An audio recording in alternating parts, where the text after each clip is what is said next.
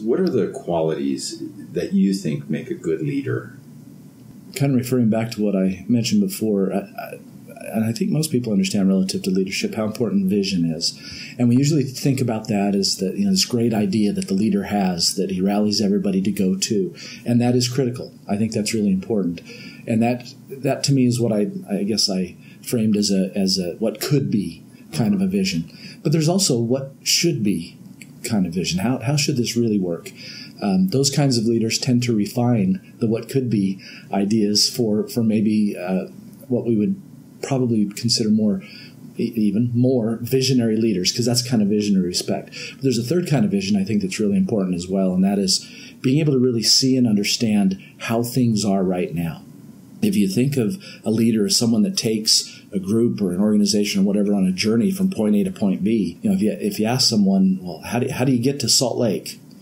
Well, it depends. Where are you right now? If you don't know where you're coming from, if I'm in Ogden, the answer is completely different than if I'm in Provo. Right.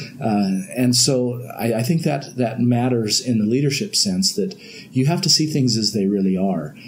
You have to know the context that you're working in order to truly understand what's missing, what's needed, what do we do next, where do we go from here to get to where you need to go. So those aspects of vision, I think communication skills are just critical, because and both sides of that, not just the ability to convey vision and persuade others and get them involved, but you have to listen as well. That's how you get part of vision is hearing, right? To know what's going on and everything. You have to be able to listen to people.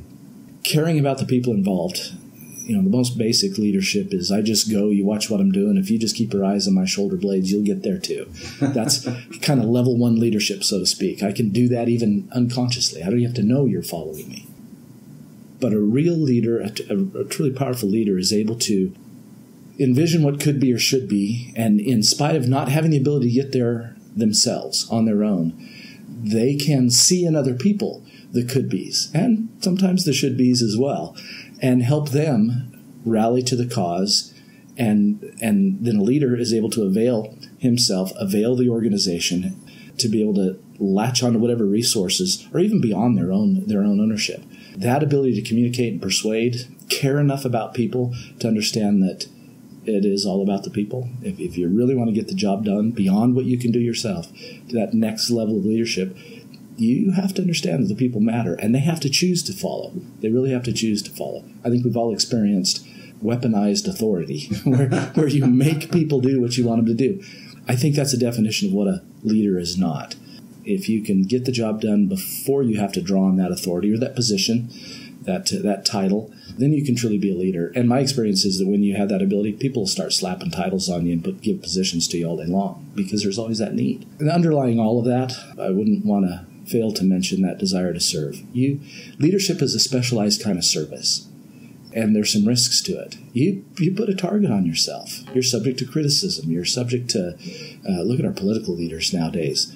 Boy, to aspire to be in some of those positions, you take some very real risks that involve your family and others around you, and even organizationally. You risk failure at a level that the person who hasn't volunteered for leadership, they just don't risk in the same way. So you have to have that desire to serve and provide that kind of service and understand what that really means.